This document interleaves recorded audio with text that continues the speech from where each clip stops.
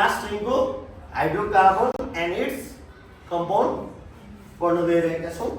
पहिला हामी हाइड्रोकार्बन भनेको के हो? The compound which form by the combination of hydrogen and carbon is called hydrocarbon. It's mainly two types, saturated hydrocarbon and unsaturated hydrocarbon. अब नेपालीमा यसलाई संतृप्त हाइड्रोकार्बन र असंतृप्त हाइड्रोकार्बन भन्छ। Saturated means the hydrocarbon which have single covalent bond between carbon atom. Saturated hydrocarbon. Unsaturated means the hydrocarbon which has double or triple covalent bond is called unsaturated hydrocarbon. Saturated को example alkane हो र अनस्याचुरेटेड को example alkene र alkyne. अब भाइ बहिनीहरूलाई मैले यो अल्किन अल्काइन के हो मेन हामी यही कुरा चाहिँ आज पढ्छौँ। अल्किन अल्काइन त्यो बुझ्नुभन्दा पहिला अल्क भनेको के हो?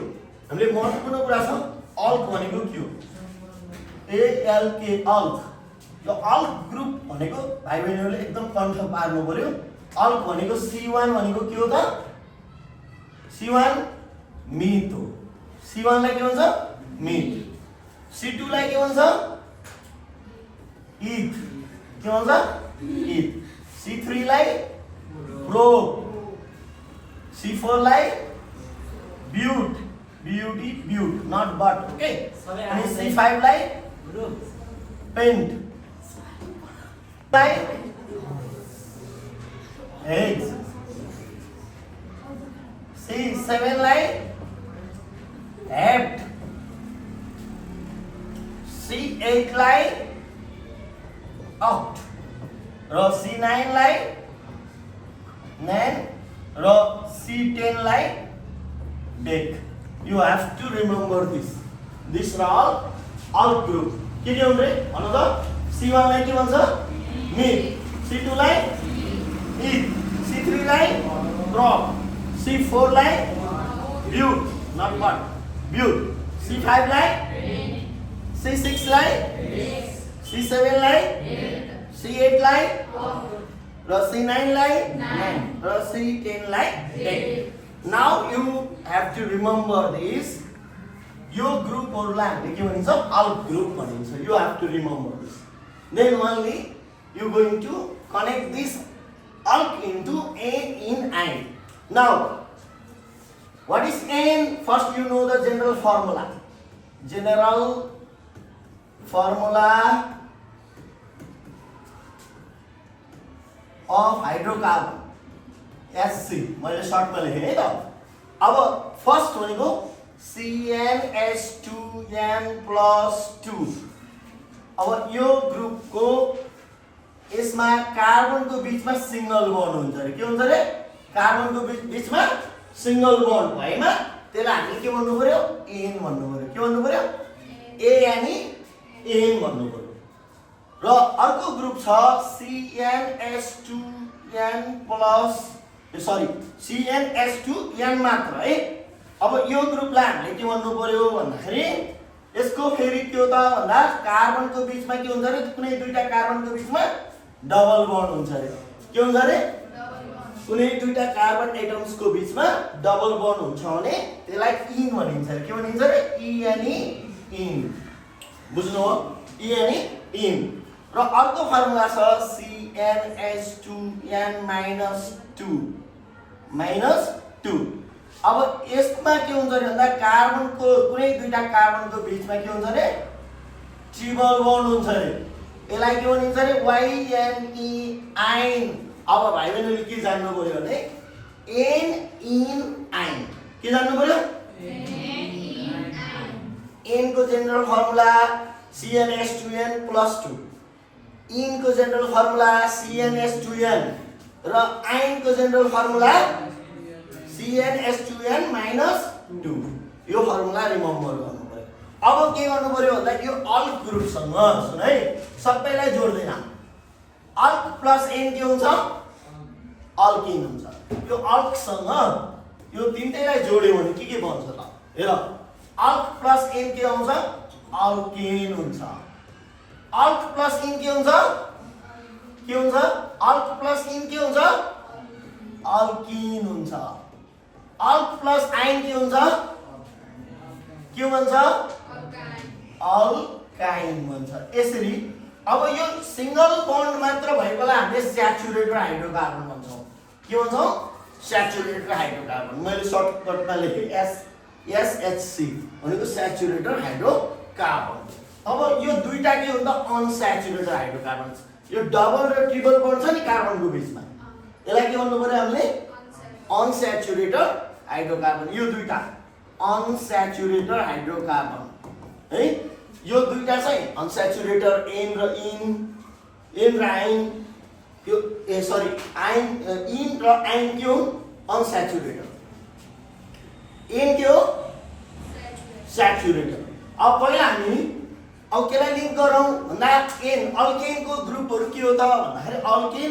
1 बाट स्टार्ट हुन्छ है यो कार्बन ग्रुप छ नि कार्बन C1 देखि C10 सम्म छ नि त्यो बोक्नु पर्यो तिमीहरुले रिमेम्बर गर्नु पर्यो सो C1 मिथ C2 के हो इथ C3 प्रोप C4 ब्यूट यस्तै अब तिमीले के गर्नु पर्यो अल्केन भनेपछि यो मिथ भनेको त मिथ इथ प्रोप ब्यूट भनेको त अल्क हो हैन अब हामीले एन मा पढ्दाखेरि के पढ्ने मिथ प्लस एन के हुन्छ मिथेन हुन्छ मिथ प्लस एन के हुन्छ मिथेन कुन फर्मुलामा आउनु पर्यो CnH2n + 2 meth plus n methane eth plus n ethane but prop plus n propane अब अल्केनको एक्जाम्पलहरु के रहेछ ल भन त methane ethane propane butane pentane hexane heptane n आउनु पर्यो एन आयो भने त्यो के भयो अल्केनको एक्जाम्पल हामीले अल्क भनेको के हो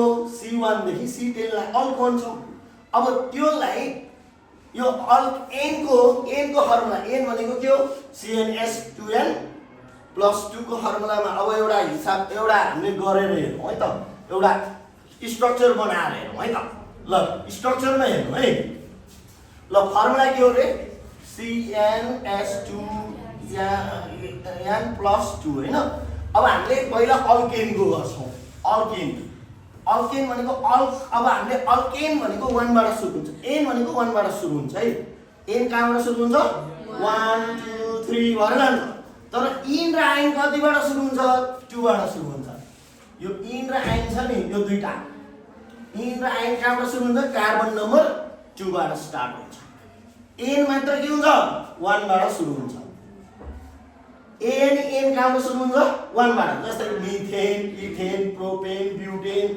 पेन्टेन हेक्सेन भनेर एन चाहिँ 1 बाटै स्टार्ट हुने हो तर इन भनेको छ नि इन अल्किन त्यो मिथिन भन्ने हुँदैन त्यो कहाँबाट सुरु हुन्छ इथिन प्रोपिन ब्यूटिन 2 बाट सुरु हुन्छ र यो अल्काइन छ नि आइन त्यो पनि 2 बाट सुरु हुन्छ इथाइन प्रोपाइन किनभने कुनै दुईटा कार्बनको बीचमा हुनेछ नि त यहाँ त कार्बनको बीचमा सिंगल बन्ड भनेपछि त्यो 1 बाटै हुने भयो तर यो दुईटाको डेफिनेसनले हामीले पढ्यौं नि अनस्याचुरेटेड हाइड्रोकार्बन कुनै दुईटा कार्बनको बीचमा डबल र ट्रिपल बन्ड भनेपछि त दुईटा कार्बन भनेपछि 2 बाट स्टार्ट हुन्छ बुझ्यौ नि अनस्याचुरेटेड हाइड्रोकार्बनको स्ट्रक्चरल फर्मुला बनाउँदा हामीले कहाँबाट स्टार्ट गर्ने n बराबर 2 मानेर गर्ने तर अल्केनको n बराबर 1 बाटै स्टार्ट हुन्छ है अब हेरौँ न अब अल्केन गर्दैछौं हामी n = 1 मानौं फर्मुला के छ CnH2n + n 2 अब हेर यहाँ फर्मुलामा लगाऊ Cn को ठाउँमा 1 C1 H2 n को ठाउँमा 1 + 2 के हुन जान्छ C1 H कति हुन्छ 2 * 2 + 2 C1H4 अब यसलाई हामीले के भन्नुपर्छ CH4 भन्छौं CH4 भनेको के हो कार्बन कतिवटा छ यहाँ कार्बन एउटा छ कि नै कार्बन एउटा भएमा त्यो के हो मिथ हो अनि कार्बनको बीचमा अब त्यो एउटा कार्बनको वरिपरि कतिवटा बन्ड हुन्छ 4 वटा बन्ड छ हैन 4 वटा बन्ड छ कि नै अब H कतिवटा छ 4 वटा छ सो 4 वटा हेर 1 2 3 4 अब कार्बन सिंगल भएको हुनाले मिथ भयो बुझ्यौ कि नै त्यो सिंगल बन्ड